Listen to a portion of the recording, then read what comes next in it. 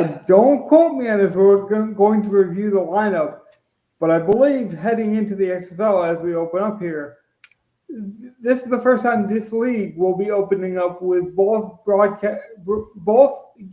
the games. I'm trying to say are going to be on local broadcast channels. The whole slate, I believe, is going to be on Fox or ABC this weekend. So that is great for ratings. I actually am encouraged. Not that like the ratings have been fantastic or they've been like, something to write home about, as they say. But what I am encouraged about is they are consistent. And I remember when the XFL first started, it was kind of a gimmick of how many people weren't at the stadium.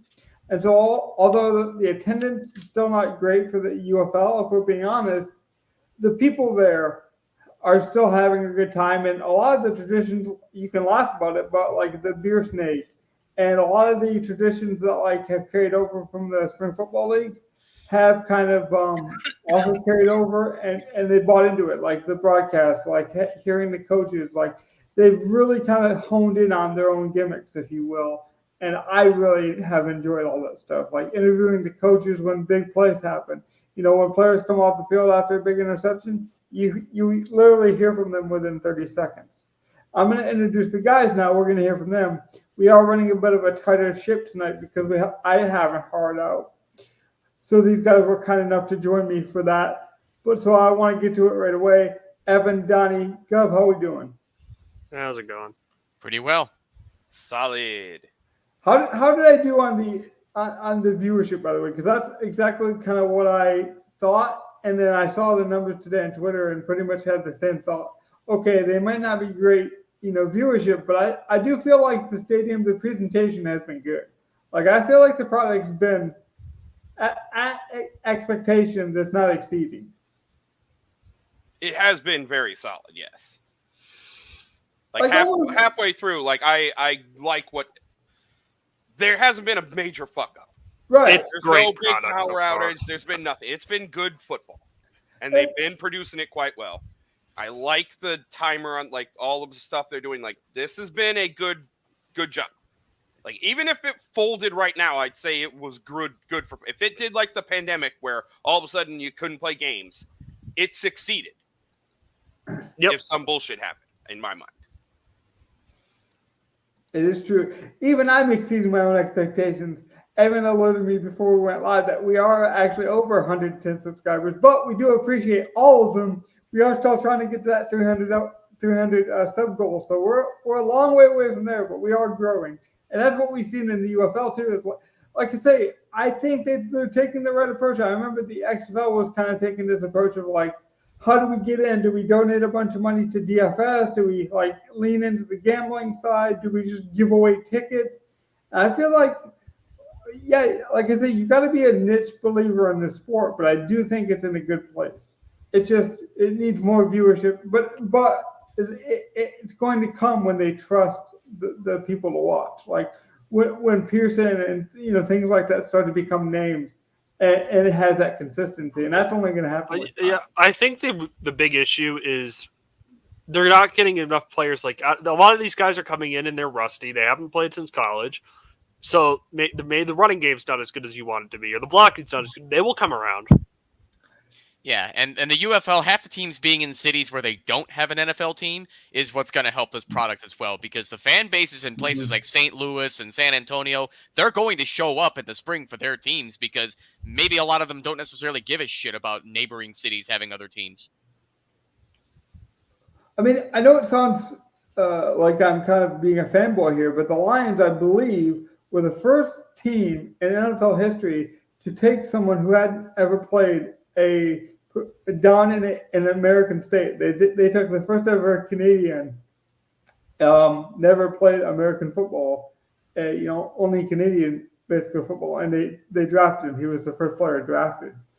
I might be wrong on the statistics, but that shows you the growth of the game internationally, and that's what I always felt like NBA had over a game like football, is they've really leaned into that international side. So the more kind of expansion we see with the UFL, I think is a good thing.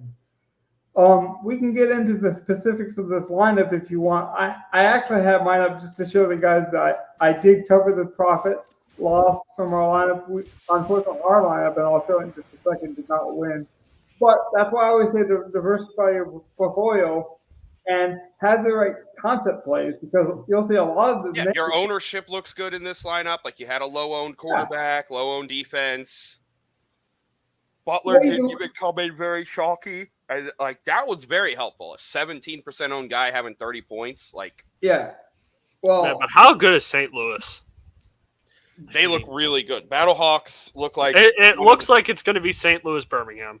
Yep. I don't know how it actually how the thing would turn out, the playoff. I believe those were the two championship teams from last year too. No, it was Arlington and Birmingham, wasn't it? Yes. Yeah. And go figure, Arlington's the worst team in the league so far this year. Well, Arlington was 4-6 and won the championship in the XFL last year. DC Defenders was a heavy favorite at 9-1. Yeah, well, I mean, and like we're saying, like anything can happen at this point in an 8-team league. But I don't know if it matters at this point with UFL championship odds on ESPN. Arlington dead last at plus 3,300. Birmingham is just barely holding on to the lead at plus 140. St. Louis is at plus 190. Yeah. So it's going to be pretty close between those two teams. We've been saying all along that we love St. Louis's offense. Yeah, I mean, but it's all coming to fruition now. McCarron's really, setting in his style. And these receivers are just so awesome.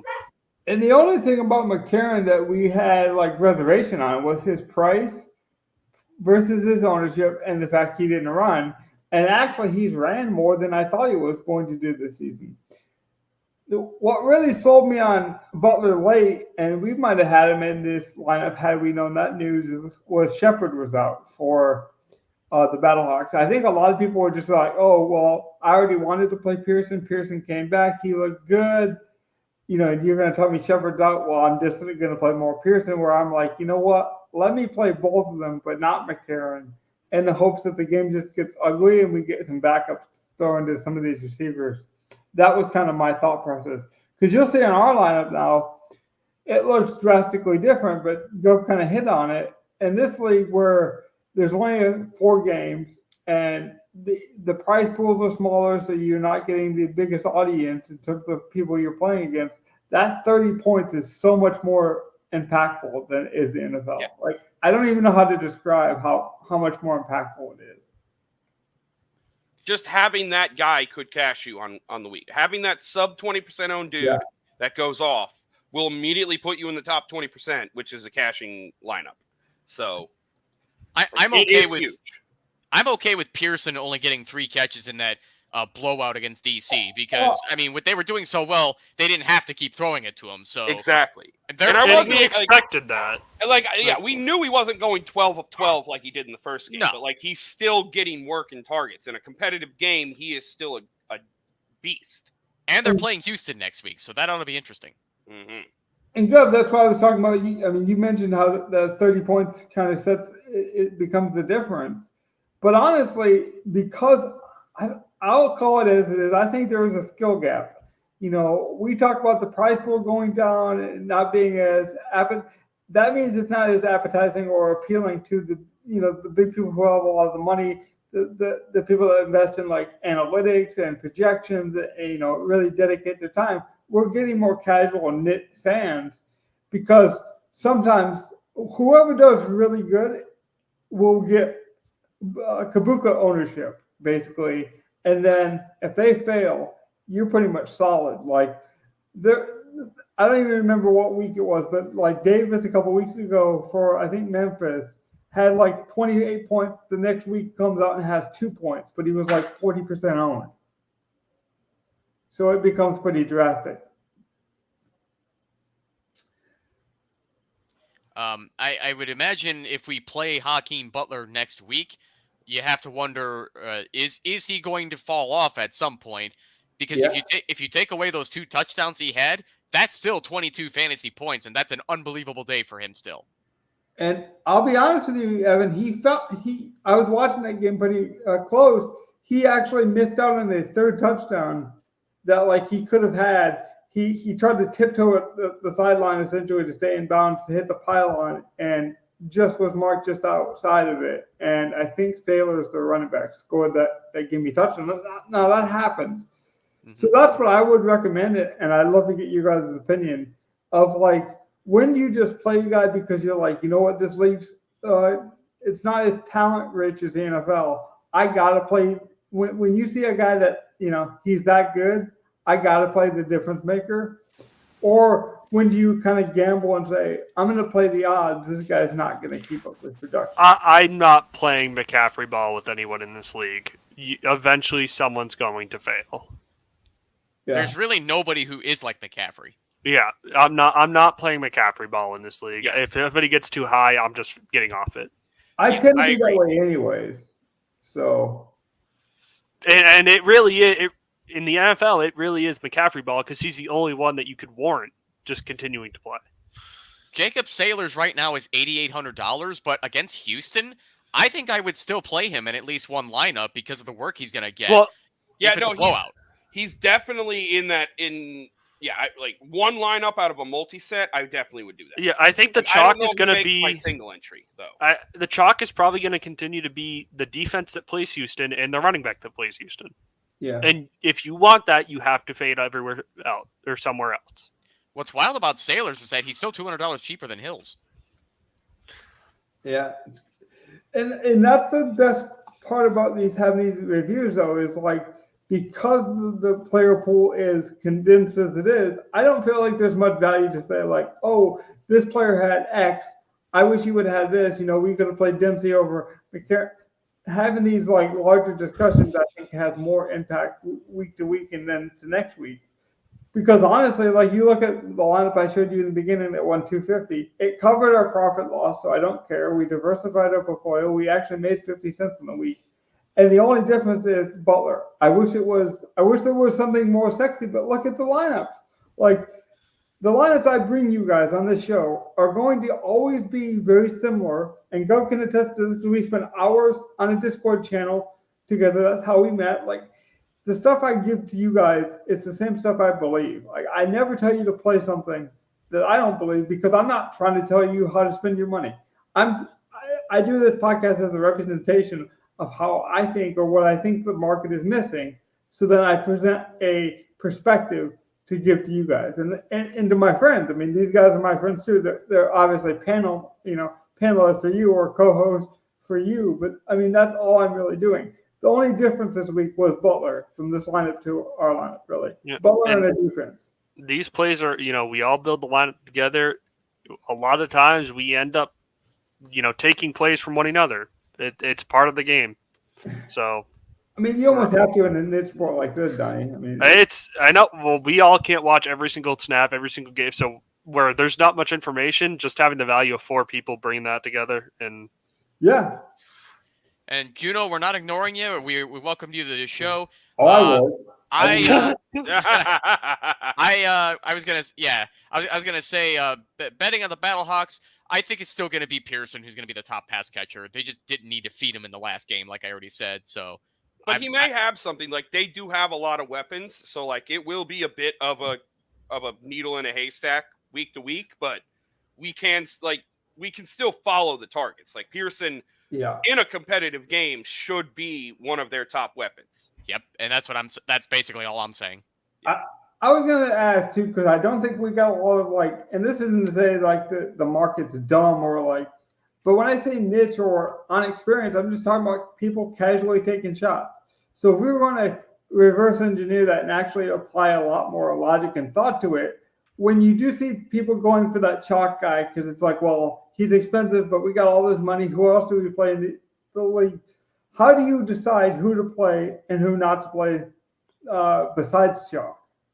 So that way, when Davis scores 28 points and then the next week he scores 3 points and has 48% ownership, how do you justify it outside of ownership? It's really hard to do because there's only 8 teams and there's only so many players to choose from. So guys who are playing this, it's inevitable that the best players are going to be chalky. But Donnie, you may be muted. I don't know if you are, but yeah, sorry, I was doing something work-wise. I see. But I don't know if that answers what you were talking about too, Logan. It's just I feel like that's going to be hard to get away from just to get quality plays unless you want to take a chance on somebody like I don't know, No, Trey but Quinn. it's a good setup though. That's basically what I'm doing. Is like, how do you make that educated decision? Like, I know there's a gamble. It's an educated guess. It's a hypothesis. But how do you make it while also still being smart? Or do you just say like, hey, I'm going to take a chance on this guy because I know he'll be I mean, lower owned.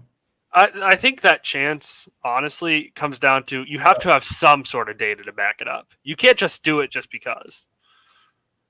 Well, you can. I mean, you can spend your money however You can, but yeah, you can. I'm not going to call it smart, though, and I would disagree with it if you're just saying, maybe, but that could work. I'm not saying it can't. It worked for me in baseball.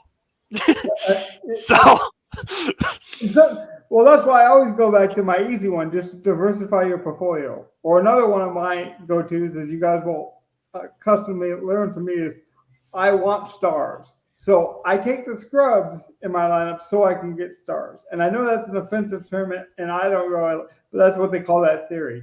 It's I want to jam the guaranteed points in, and then I will take the chances on the fringes. That's essentially what I do.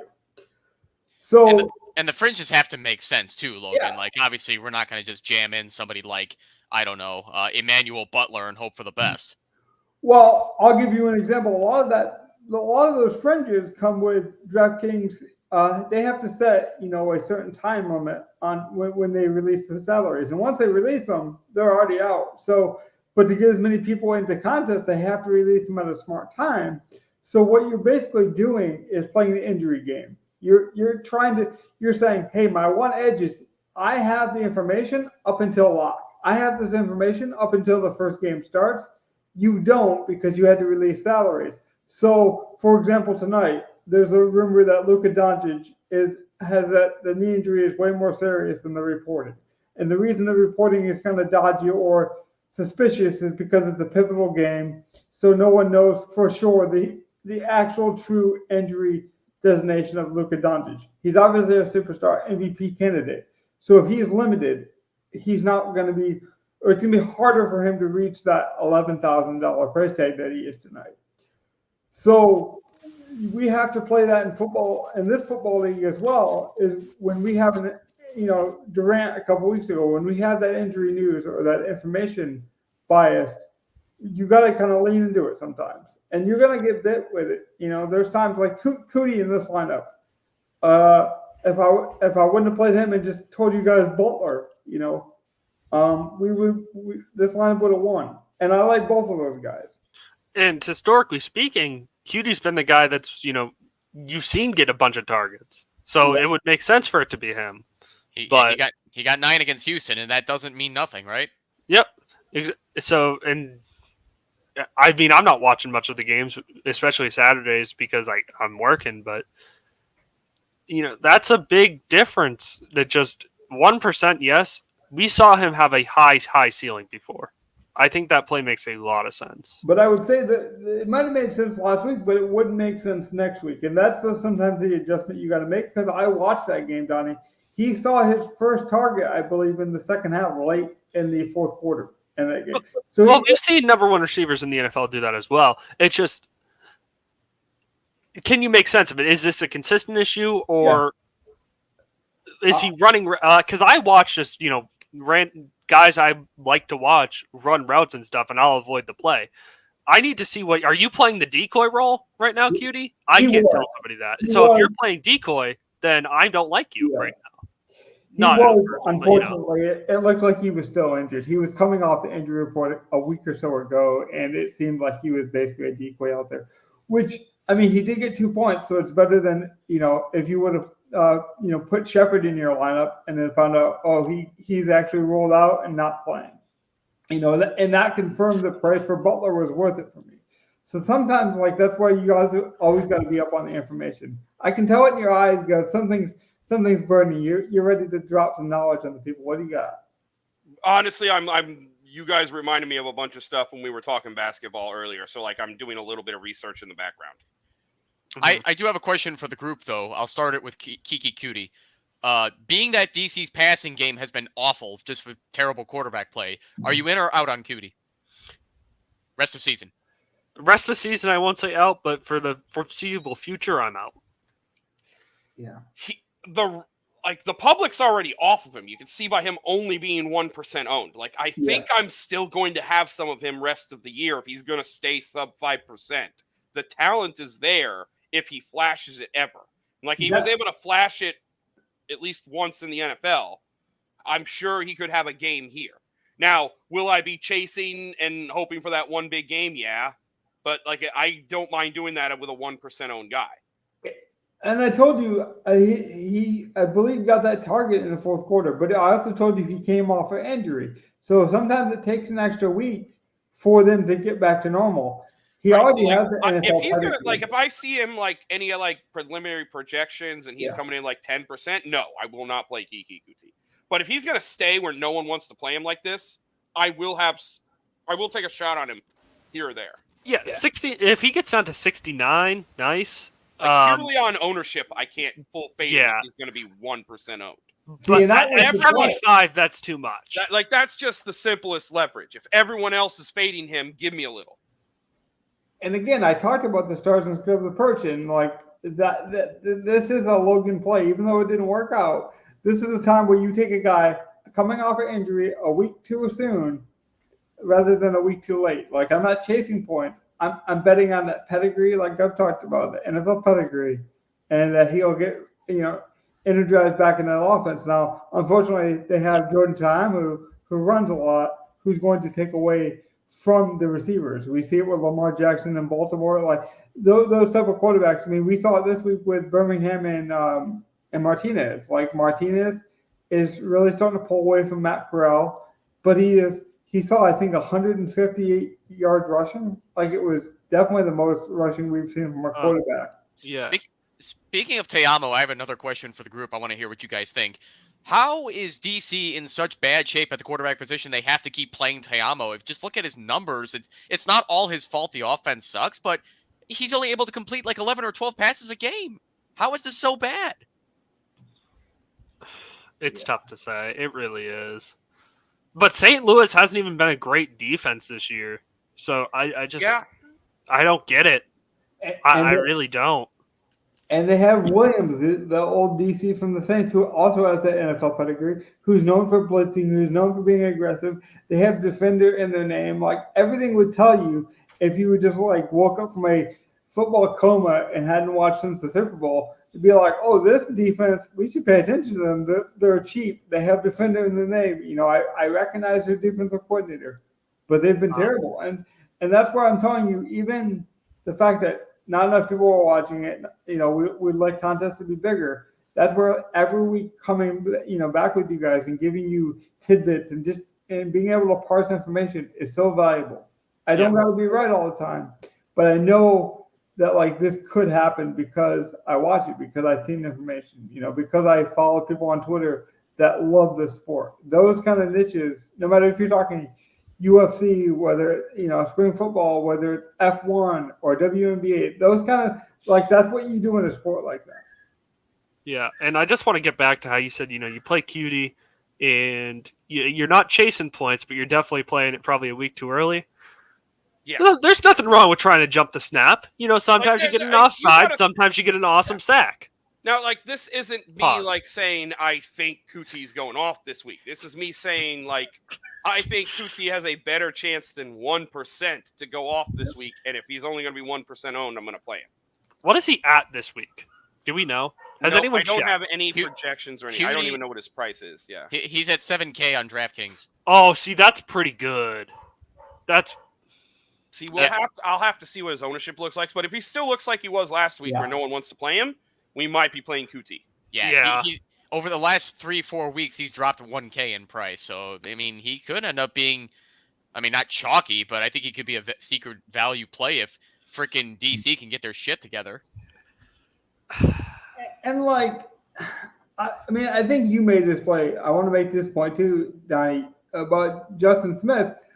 I would go back to Justin Smith, I think, before I go back to Cutie even, because he saw his spike, his spike week when he was 4,100, it was on 8 targets. He caught 7 of them. Of course, it's great efficiency. That's almost near perfection efficiency. You're not going to expect a 90. And look at him every week. He does that. he's always got sure hands, very, very sure hands.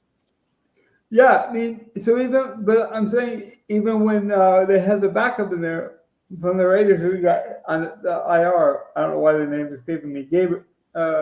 Garbers. I wish I was doing a bet. I really do, but not Garbers. But so you wonder, well, okay, the quarterback switch. He saw tons of production. That quarterback obviously has chemistry with him. It's probably the guy he threw to in practice. He's a slot guy. That this play made perfect sense. Yeah, and quarterbacks have that specific guy. They need a safety blanket they trust. It just seemed like that was him. And honestly, it might say he's still got 4 targets. That's pretty solid. Yeah, and they were facing up in competition. Now this week they're facing they were facing down in competition. I mean to say, this week they're going to be in a lot more competitive game. This is the type of game you would expect to be throwing in. Obviously, when you play the worst team in the league, you're going to play a bit more safe with a guy like Jordan Lovett, who's has fresh wheels. I mean, he hasn't really been used much this season. Speaking of the San Antonio Brahmas, I have a question about another one of their offensive pieces. Rest of season, are you guys in or out on Cody Latimer? I'm still in on him. I mean, price depending. Yeah, price depending. Exactly. See, I think it's ownership depending more. Same thing with QT. Like, I would still play Latimer if he got back up to like 8K, but I'm not going to play chalky Latimer. That's the key. Latimer's 8K because that offense is clicking, and everyone's playing the receivers. I'll play Latimer. So they're going to price up that whole offense because their offense is just sky's the limit ahead of everyone else, and they don't want to price one person on that team too low, like they did with Justin Smith. He was too low for that blow-up game. He still was too low, even though he didn't produce the same volume because he still had over 50% catch radius, from last week. So he was still the right or wrong price probably. It makes sense. I mean, so we talked about niche. One more piece of advice that you guys can give to everyone. I have one question that can kind of lead into that. When we're talking about the niche sports, we talked about some of the big plays, how you're going to have the 30-point games, and how should you be searching for that? I mean, if you do search for it, what kind of strategy do you give? And then, what do you think is the biggest mistake that a lot of casual or these kind of niche sports make? Is it trying to chase this contest, for example, like it's a GPP, like it's a milli maker, even though we know we're not going to get that kind of volume for our contest? What do you think that is? See, I mean, chasing points is always a problem in every sport, but I think this league gets shown a lot. But I think recency bias is more of an accurate way to describe the biggest problem with anybody playing DFS, because it's real easy to see somebody on the uptick for 1 or 2 weeks and go, oh, I better cash in on him now. And that's what we're trying to do. We're trying to help Juno not make mistakes. See, I think I'm a victim of chasing targets, way too much. Especially with a guy like Sage Surratt and Lattimore, especially. I think I put too much trust in that and went back to it too much. And I know I can warrant, I've seen a lot of red zone targets for a guy like Surratt, but it's not working. I don't think that's necessarily a bad thing, though, because that's what you want to do for passing targets like wide receivers and tight ends anyway. And running backs in PPR or half PPR formats, that's especially juicy. That's why we play Ricky Person. Yeah, I need more touchdown upside. I don't really have in these lineups, and I guess I'm not paying attention to who's scoring enough. I don't watch enough, I guess, but it varies too much anyway. It just depends on game script. It's like the NFL. But I still think Surratt will have that one breakout week, and I just think I'll play him till it happens. And maybe I'm wrong for that, but he's not playing awful, and he's getting a lot of work. Yeah, I mean, for the right price, I would play Surratt, but I mean, for 6K, I think I'd be a bit iffy. In this league, I'm just looking for. Donnie saw it a couple of weeks ago. We were sending some private messages just a couple of weeks ago, helping him set up his lineup. And I remember you were disappointed. I can't even remember the receiver. I believe he was off on DC, where he got a 0 and basically crushed all the hopes of what was potentially a good lineup.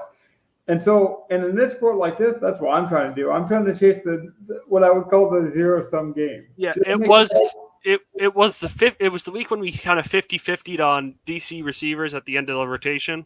Mm-hmm. Or no, it was a DC running back that got me a 0 because I missed one of the injury reports that somebody was coming back. Yeah. And a lot of people did because he still came in 18% owned. But again, we talked about it at the top of the show. It happened with Durant, where the injury news was late. It was last minute. We took a chance. It worked out. So that's where you can't be too results oriented.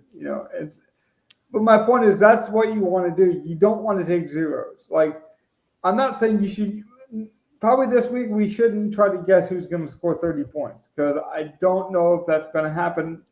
In the next 2 weeks. We could even combine scores, like that's just an took an 80-yard touchdown. Atman a couple weeks ago scored a 60-yard touchdown. Now he hasn't sniffed a red zone target in the last 2 weeks. So I think it's more important to not take that 0, if that makes sense. I think that's more important. That is the most important thing, is to not take the 0. Yeah. If you take a 0, you got to have a home run somewhere else. That's for sure. And then you're just making up for it to try to min cash. Like, if you really want to be at the top, you need to just not take zeros across the board and make sure you can find that one dude sub 20-something% that goes off. Mm-hmm. Speaking of Marcel Aitman, you guys might be surprised to learn that he's 7,700 this week. He went up $100, and I don't get it. It's the same thing I think Gov was talking about with the Brahmas is just like when you have Kirkland and you have Lattimore, they're going to price up all of the Battlehawks given that and because of their Vegas toll and everything, their entire offense is going to go up. But because he didn't do anything and his ownership wasn't anything, it only went up by like $100. Yeah, and they're playing Houston, so a lot of people are going to be like, oh, I'll play him. So I think that's what they're counting on. And we've seen touchdown monster games from every one of those running backs for the Battlehawks week to week. Wayne Goldman had his week. Now Sayers is the hot, guy. Durant was kind of the unsung hero that no one knew about, came in and had a great game and scored a touchdown, unbeknownst to all the people. So when you have that much diversity in your offense, I mean, these leagues are going to protect it because they're like, well, we don't know what to do. We know this offense is going to put up points. We'll just jack up the total in a betting sense. And for DFS, we'll just keep everyone on the same price and make it so they can't stack. Yeah. And this league is very unbalanced offensively as it is. Some of them are so high scoring, so much talent, and the others are literally void of talent. Like Houston's completely void of offensive talent. Mm-hmm. I think we have to talk about the Martinez effect this week because he's been decent. Show the game log. He's been decent, but then he was terrible in week 4. Didn't play much. I think he got hurt in that game. Like I talked about the injury and information, being willing to go back to it. It paid off this week for anyone who did it. Yeah, see, and the thing about that is another point. Birmingham's got 2 quarters. I don't know if do they have trades allowed in this league? Like, I haven't seen heard about a trade or anything. The XFL did because Luis Perez, I believe, last year traded. Because you would think Birmingham would want to trade one of the 2 guys and get someone else, but maybe you're just fine chilling with 2 quarterbacks. But like that would also be logical. And do you really think they're going to be logical? Or maybe you just hog a quarterback and say, "Screw you guys, we're going to have to, and you're not going to win because you don't have one." Yes, the old Eric Cartman. Screw you guys. The problem is, I think you're right, Donnie, to that point, is I think a lot of people have decent quarterbacks. No one has a great one outside of a couple. And so, because we saw Williams start for the Showboats, for the Memphis Showboats. They benched Case Kukas. So the first trade in the UFL was between the Stallions and the Brahmas with Elijah Holder and Bubba Bolden, and this is way back in January. I don't believe there have been any trades ever since. Well, I mean, get not trading, early on because you just don't know what your team looks like, honestly. Until you put them in a game, you don't know. But I just don't. I guess the logic would be, Martinez and Corral could will a team to a championship, and we're not going to risk that us losing to these guys. And we'll just play 2 quarterbacks. Right. In a league like this, athleticism is king. Like, it can be literally the difference maker. You can literally run a wildcat a lot more efficiently in a league like this. I like Lindsey Scott for Arlington. I wouldn't be surprised if we see more of him next week. I wouldn't have the guts to play him myself, but Luis Perez has looked bad. That team hasn't won a game, and anytime Lindsey's in the game, at least it's explosive. At least things are happening. It might be a Tim Tebow like arm or efficiency, but at least the explosion and the potential for that kind of explosion is there. So I do think a lot of teams, I mean, I think it was you, Evan, who talked about it a couple weeks ago. They haven't had preseason. So even on your own roster, they're kind of experimenting for the playoffs. They're experimenting for, these people, because let's be honest, they don't want to be a farm league for the NFL in terms of partnering up and being like the second in command. But they know these players want second chances. Even Cody Latimer, who said he's not going to go back to the NFL, this is probably his last season. They want to send these people off on good notes. AJ McCarron wanted to play in front of his kids. This stuff matters. All the fringe stuff that, we just love the sport. They're still humans at the end of the day. So there's still a lot of motivations that we don't even tap into on a weekly basis. Yeah, and the UFL can be its own thing. They don't have to try and work in the shadows of the NFL. Obviously, they're going to get some talent from NFL cuts, but I think they're doing just fine, just doing their own thing right now. And then if they can get some expansion teams in cities that don't have teams, that's the way to build. But I will say, though, I really want to go to this Birmingham-St. Louis game in Week 7. Are you going to be able to, do you think? I think there's a good chance I can.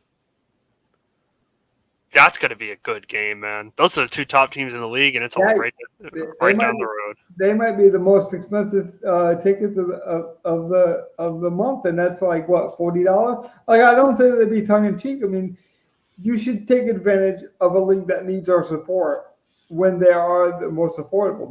That's when they need your support. Well, Birmingham doesn't get much people in there at all, anyway. That's what I'm saying. That's when they need your support the most, and that's when it's a kickback for you, the consumer. But you get to go. Now that I think about it, AJ McCarron back to Bama, that could be something that gets a crowd going. Who knows, though? Maybe. We'll see. I do think that's going to be a really good game. That should be a marquee game that they try to. Oh, they should spend a lot of money on advertising for this, because that's the game. It's on Fox at a good time at 3 p.m. Eastern, I think. I'm very excited. Like I say, to lead off the show as we kind of wrap up here. This is the first weekend, I believe, that every game will be allowed on a local broadcast, an antenna TV for anyone who has to live that lifestyle, who cut the cord, who might So it could be exposed to a lot of kids. Easier access. And we can make jokes about that being like, oh, the ticket's only $30, but when they need viewership. And, that's kind of the fun of loving a niche sport. I always bring up the music reference of like, oh, I like this grunge band that nobody knows about. I can take my girlfriend on a college budget there because, no one knows about him yet. When they get bigger, there's going to be that nostalgic feeling of, hey, I was there when you played for, when Kirkland gets back in the league or Pearson may finally get a chance to play in the NFL, we can say, hey, I remember you as a Sea Dragon last year. I remember you as a Battlehawk this year. That kind of stuff, that's when it's going to matter. So that does matter for the NFL, but it's not because of the NFL, and that's what I like about this league. You love their story and the continuation of the story, but you're not cheering just because we like the NFL, even though we all still love the NFL. The Stallions Showboats game is going to be on ABC and ESPN Plus, and the rest are going to be on Fox this week. So you're welcome, UFL, for that free plug. Yeah, I was right. I had the channels wrong, but they are going to be all on broadcast television. So I think this is a huge week for ratings. So if you have a digital antenna with your TV, they've been fighting with NBA playoffs and stuff so much, and now that it's dwindling down a bit with the first round of, I think NHL playoffs first round is about to end as well. Mm-hmm. Yeah. Those series are ending now too. Yep. So there's a lot less games to be covered, and they have a lot more shots. Weirdly enough, though, when people get used to a sequence of like, oh, there's a game every 2 days, and then a series ends too quickly, that is the time where people tend to explore their sports channel or their sports surfing. Yep, and we had 2 sweeps in the NBA this year. That's huge for UFL. Yeah. So let's say you were hoping that Denver's Los Angeles series would have went longer. You might say, well, I'm used to watching them on ABC Saturday. I'll just tune in and see what they're playing on ABC. Oh, what's this? It's some kind of weird football and they got blue helmets. Let me Speaking of helmets, how do you guys feel about the Guardian helmet things that the NFL allows now? I think that's going to be most beneficial for running backs. Yeah, I think it's awesome that it's allowed. I don't think a lot of players will wear it because I think they'll feel goofy wearing it. They'll catch on. But I also if there's any advantage to it, it'll go away. There's an advantage to your brain health. Yes. Which eventually I think will catch on. I really do. But there will be a lot of players just refusing to wear them because they're not good looking. See, there's an advantage to your brain health, and you would think that would give you an advantage on the field. But does it? Or in the film room, at least. I know it's not the same thing, but it's kind of like face masks evolving over the years, where like kickers, I think it was Gary Anderson who got grandfathered into the 1-bar face mask, but you don't see 1 bars anymore. There's no advantage to it. Why would you wear that? So I think it's similar here. The barefooted kickers. That is a good point because no one's going to argue health, right? We always want our players healthier, but there's a depth chart for that reason. It literally says it in the description. You need depth on your team. Everyone knows that, even though we never cheer for injuries. I do got to ask this question because I don't think a lot of podcasts will ask it, so it's more unique that way. What do you think there'll be a gamesmanship or some kind of competitive advantage to wearing these helmets that somebody will figure out? We see it with almost anything. Everyone's always trying to cheat the system, if you will, or try to find some unique advantage. Do you think there'll be some players that try to wear this helmet just for the sake that it might cushion their head more? And so it's not even like a different helmet. It's just a thing that goes on your helmet. Oh, I know that. I'm just saying, do you think at all they try to find some competitive advantage? I think older married players probably will wear them more than the young kids. Yeah. So but that's one thing is do you think maybe we see retirement, for example, extend a year longer than they would have, Well, concussions happen all the time, and this lowers the chance of a concussion. Exactly. So maybe Luke Kuechly plays a year longer than he does, or it will prevent injuries. There's no question about that. It will prevent some injuries, not all, but even if it's 2% less, I mean that's awesome. And it's already proven at the training camps that it's effective, so I don't see why there would be a lot of resistance from a lot of players at games. Well, there will be from some people just because they're cavemen and that kind of mentality. And I don't even mean that as an offensive thing. It's just some people are stuck in that kind of dinosaur era. So what's going to happen is the moment that any the rates or numbers favor them at all, Evan, they're going to jump on it. Let's say, for example, concussions go up 1% this year. They're going to say, see, concussions went up 1%. They didn't prevent injuries. But maybe without the helmets, they would have went up by 20%, So people are always you can always pick a number and base your opinion on it. And it kind of makes sense that it might go up. Right. Oh, I have this helmet that's supposed to help protect me. Let me run faster and harder now. That's kind of what I was leading into earlier. Or now we have a kickoff rule, so there's going to be less touchbacks. So yeah, the injuries could still happen, and then people are going to blame whatever they're going to blame. I like Juno's comment down here. Imagine they start installing the caps inside helmets, and they get huge, goofy helmets. I picture that to be like the Atlanta Braves' big hat. I mean, you laugh about it all you want, but how do you think they experimented with? It'll just be real life fat heads running on the field at some point. Yes, it's possible that we watch professional foosball at some point. I'm telling you, mascots came because they're hey, let's do something absurd and attract a different audience, and then kids and then families love mascots, and now we got all kinds of them. Don't get me started on why we have cheerleaders. I think that one's pretty obvious, even though I find it disgusting. But that's a topic for another day. We do have a hard out today. So I cannot get into that one because I promise you I can go on an hour how much I do not like cheerleaders in the game of football, but I do not have the time for it today. So maybe that's an E60 kind of investigative report. But that would be for the hardcores to find in this podcast later on. Do you guys have anything else you want to mention? Anything else you want to get off your chest? Most importantly, let's close out the Celtics series tonight. Get a little break. Kristaps don't got to worry. You know, Yeah, that's all I care about. That's what you should do. So when they don't do it tonight, and it's I won't be shocked. 7, like yeah, we know they just fuck off these kind of games. Okay, I do have a question though. Talking about important games, because I mean, I do think that kind of correlates with the UFL as the games are getting more important. At what point, especially in the NBA, where you see like a high-profile game, these guys are professionals. They have like, a professional pride. They get paid a lot of money. They know it's on national television. Like the NBA playoffs might be the first time that some people have seen like Indiana Pacers or some of these like low-market teams. At what point is it almost an auto bet for the sports market that when you see some of these spreads? Because I know that Boston's better. We all know Boston's better, and they should win the series. But I bet Miami to cover the 14.5 points today because I don't feel like a professional team is going to get blown out in a win-or-go-home game and back-to-back games. I know it's happened. I'm just playing the odds, I guess.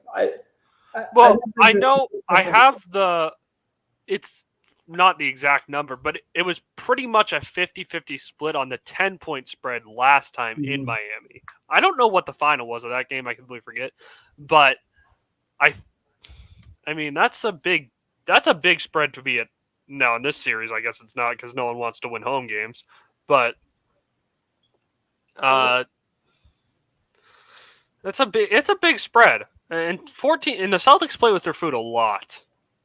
That's also why I bet it, because then sometimes you got to know it's almost like that family dinner. Sometimes you got to know your relatives before you invite them. There are certain combinations that you don't want to mix, and I just feel like at least we're going to get Miami's best. I know it's not anywhere close to how talented Boston is, but that's just one example.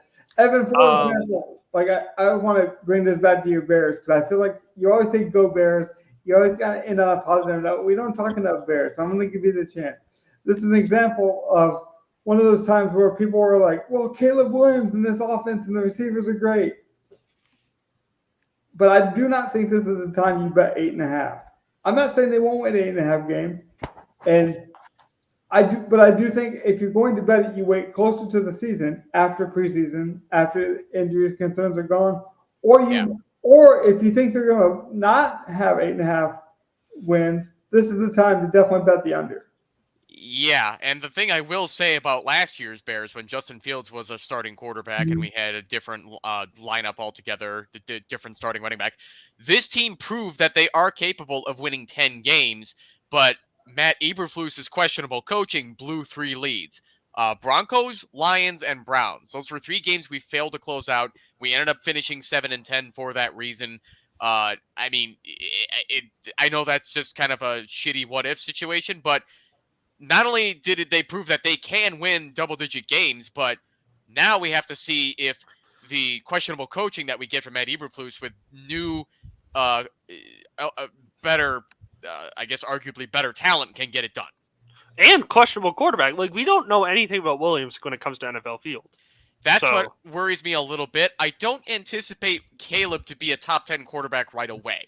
This is going to be similar to Peyton Manning's rookie year where he looked like just dog shit because that Colts team sucked his rookie year. So I'm not saying that the Bears are going to be awful, but I think there's going to be a lot of pressure that fans want to put on Caleb going, oh, this guy fucking sucks, and then they'll bring up the fact that he cried in that game loss against Washington, and it'll be stupid. I have some NFL news to close on that is important for fantasy coming up that might even affect our upcoming best ball draft that we're expecting. No. Rice is expected to get a pretty hefty suspension. It's all speculation right now. They're saying allegedly half a season. Yeah, they're that's hefty. And if you're talking half a season, it's probably at least a quarter of a season.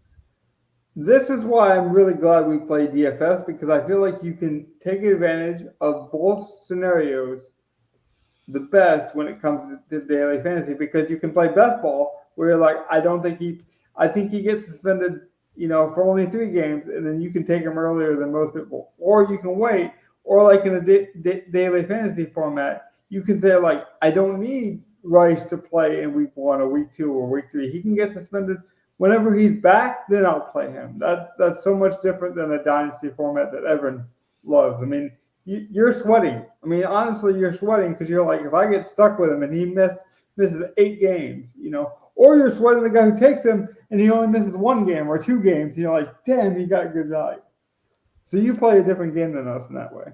If you're the Rashi Rice shareholder, you're probably looking to draft Xavier if you have the draft capital to get him. Yeah. But I think we're getting close to that hard out, so and the Celtics game starts soon, so I think it's about time. Unless I think I want to give us a proper ending. Last week I gave you that cold. People do that cold open where they're already talking. Well, last week I just had to give you the closing because these guys had so much to say. Today, Guz's been a bit more subdued. So, with that being said, though, good night, guys. Have fun. Watch the sports. Watch whatever you want. I'm not a big F1 guy, but even I have tuned in for a couple seconds. So, just watch something. Enjoy the family. Hang out. Good night. Night, everyone. Night, everybody. Peace out, everyone.